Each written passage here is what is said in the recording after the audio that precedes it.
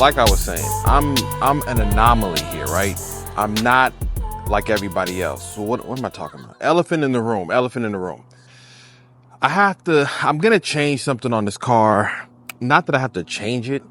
I'm doing it because there are others out there that have the issue with the check engine light on the MST intake. Let me show you what I'm talking about. Let's flip this camera around. So if you know, hold on, let me get y'all correct. Here's the MST intake that I have. I've had it for a while now. MST, very good, nice spoolie sounds, blow off valve. It's nice, okay? This right here is another fix that they sent out for the check engine light.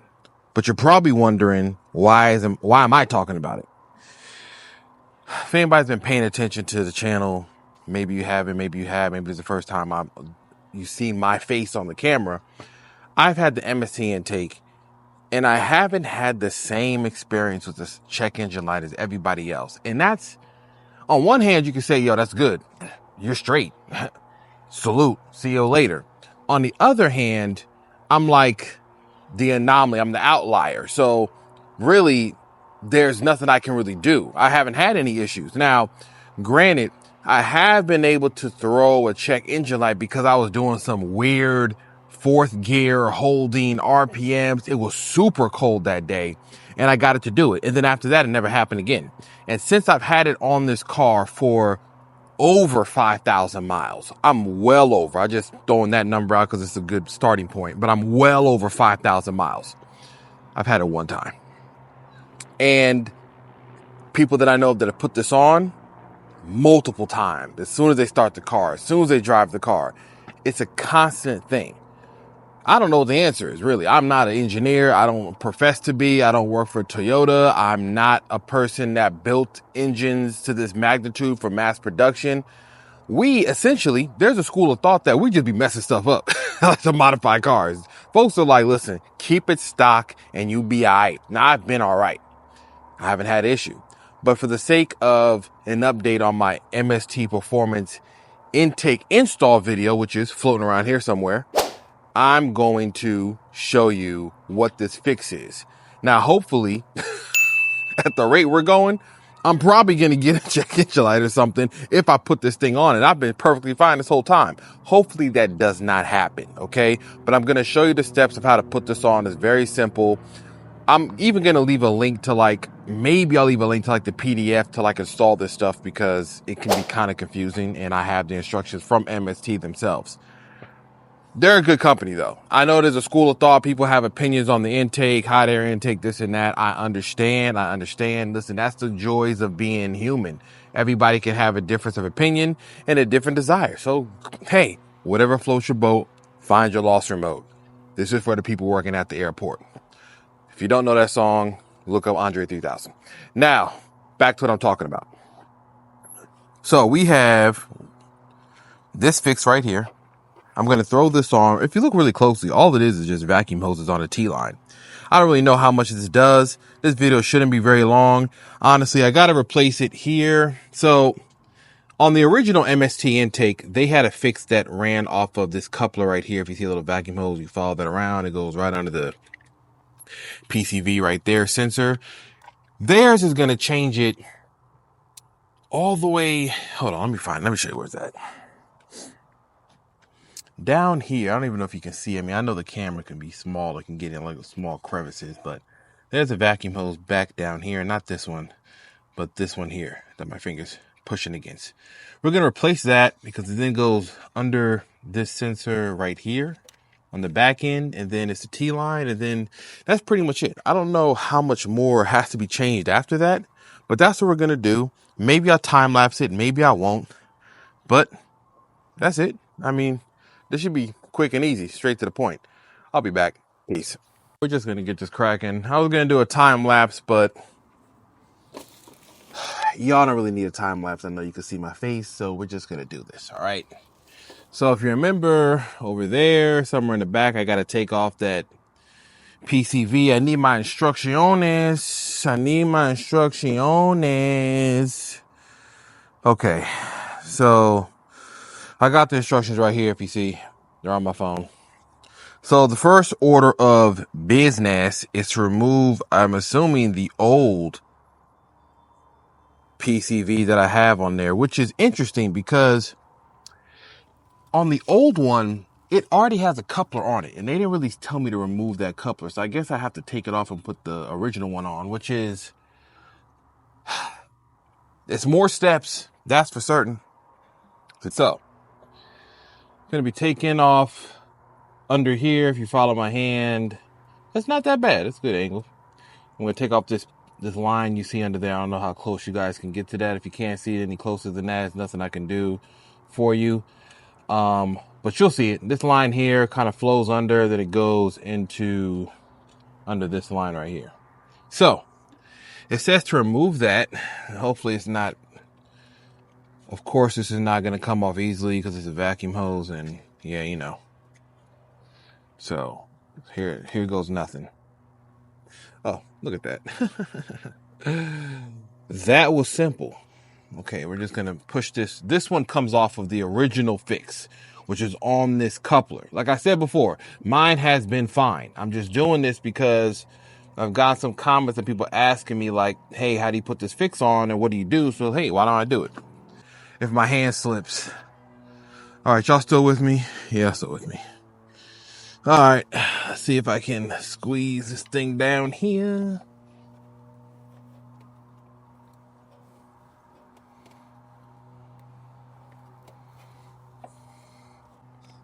All right, that worked. That hose comes off, and it goes, attach that back there, and it comes off down here. That's not going to be the easiest thing to get off, but we're going to have to make something happen. Now, if I would have taken off this like little cowl right here, would have made my life a lot easier. There we go. So, hose is off. That's the one that was in the back from the instructions. I might have to superimpose them on the screen while I do this so y'all understand what's happening. So that's one hose off. They gave me some more rubber caps, as you can see. I don't know where to use those just yet, but I'm sure I can come up with a reason in very short order. Because a lot of the areas that they told me to cap off, I already have. So here's the T-fix. Honestly, it's just a T-line with other vacuum lines.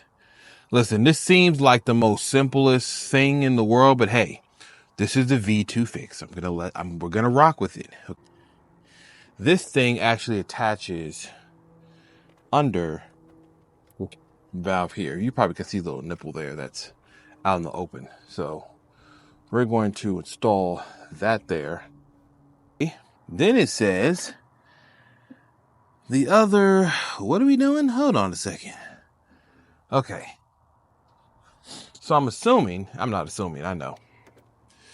Once you do that, this then connects down to the turbo inlet. We're going to have to get creative. And then this one plugs under that piece there. So this goes all the way down to that turbo inlet. If it can. Because, I mean, they made this thing like precisely. Oh, I don't know how hot this stuff gets, but you know, I'm sure this hose should be able. I'm going to have to feed this hose underneath some stuff so I can get some more length out of it because it's like exact. Actually, I don't want to go that direction. Let me go this direction. There we go. That makes more sense. Doesn't bind up against anything. So we're going to put that there. This goes all the way down to the original vacuum line. Remember that one in the back I was looking at? You might not be able to see. So let me switch it out. So if you remember, this T-fix goes under that sensor that was back here. And then there's another one at the bottom at the turbo inlet. We're just going to go ahead and put the vacuum line in there as well.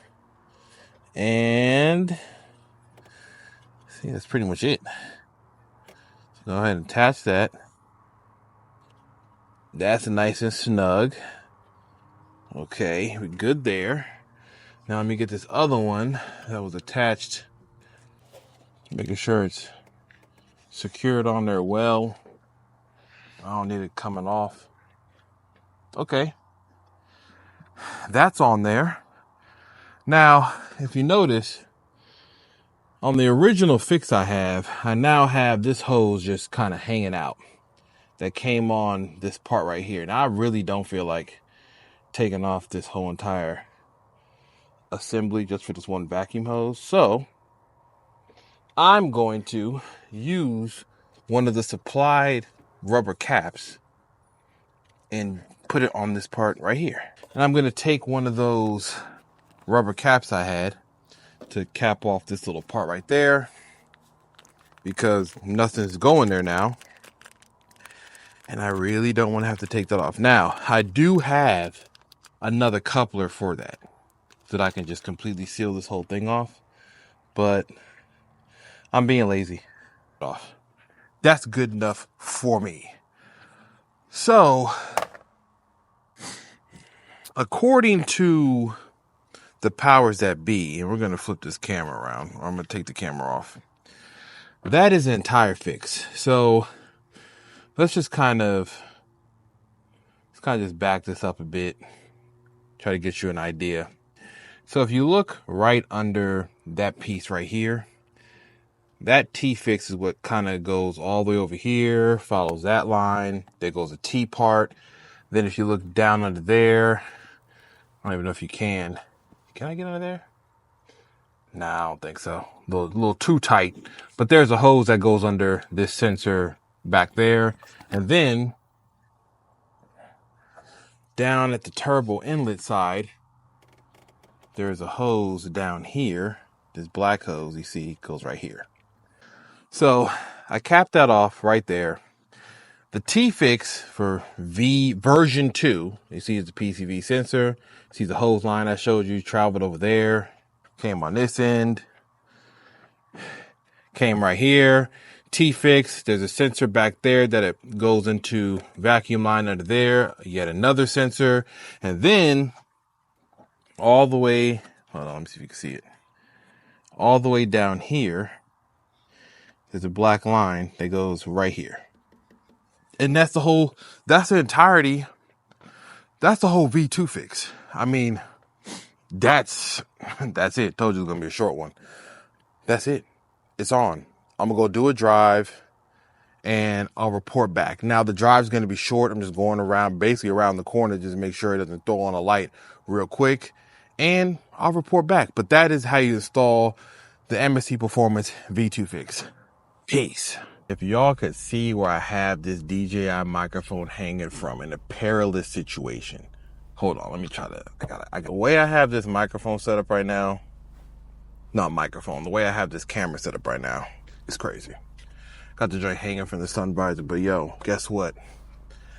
Let me show you, let me take a picture of it, because I just want you to know that, like, I'm a master.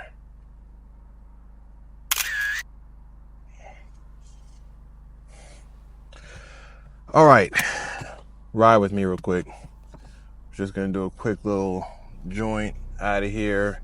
Nothing crazy. I'm up on the grass because I'm at a weird angle. Let's do this correctly. See if this check engine light comes on. I don't think it will. I'm really only going like around the block. I promise you I'm not doing a long drive. This is supposed to be a short video. I'm already 30 minutes in. See? That's not short, that's long. All right. Let's see what we got. Somebody over here is doing a U-turn in the most obnoxious manner. Not even a U-turn, doing an alphabet turn. X, Y, U, T, U, V, W, X, Y, Z. They're doing all the letters. I don't even know what's happening. Man, it's confused over. I said before, I have gone thousands of miles on the original fix without a check engine light. So I'm not necessarily the greatest candidate for this, but for the sake of those out there that want to know how to put it on, let's just show you that quick video. And that's all it is. I mean, it feels the same. I don't feel there's no changes, not for the bad. There wasn't supposed to be any changes. I'm just double checking. Trying to see if I can get it to trigger off something. I mean, if I do get a check engine light, I will tell you this. That means that I'm definitely out of my own island and I'm on my own, okay? I'm going back to the original fix and keeping it like it was, but this should help, I guess. I'm going sport mode real quick, you know? It's getting real crazy now. Sport mode. All right, let's see what we have. I shouldn't feel any changes. Oh, there's a stop sign right here. Hold on, let me chill out. Doing dos muchos right now. No light, even though this is really not a true test. You have to check back at like a couple thousand miles and I'll tell you. But for now,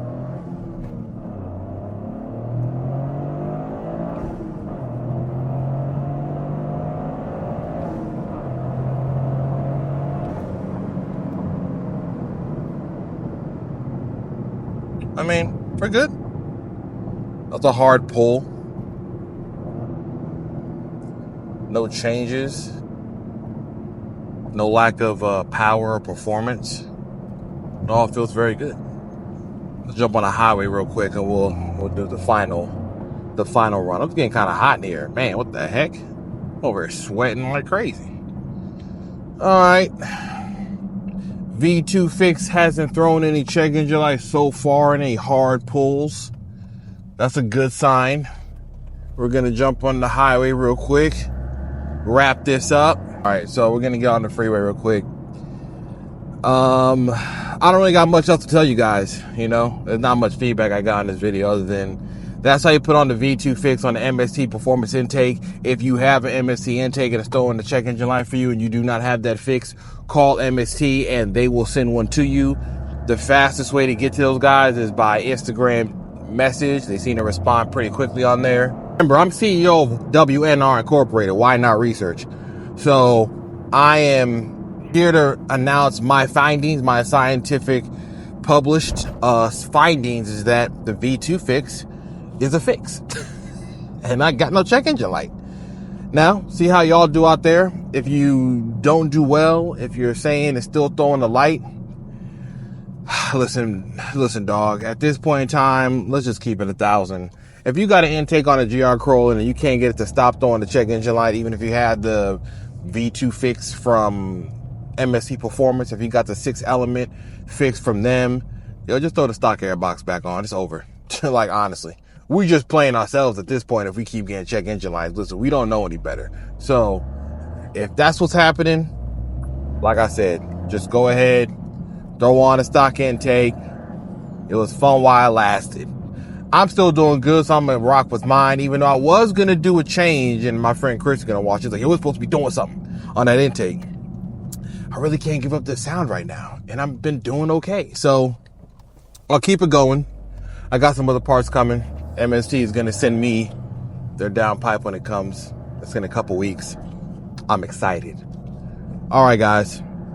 That's enough of me rambling along. I'm back in my neighborhood. I told you, real quick. No check engine light. I'll check in next week when I'm driving it to work and all around the city. And if I see something come up or see something happen in a couple weeks, I'm going to do another long road trip somewhere. So I'm really going to find out. And if it really does give me a problem, I'll report back. Until then, and in between then, as I say on my podcast, do as you wish and do as you may. It's CarQuicks, your host. Peace.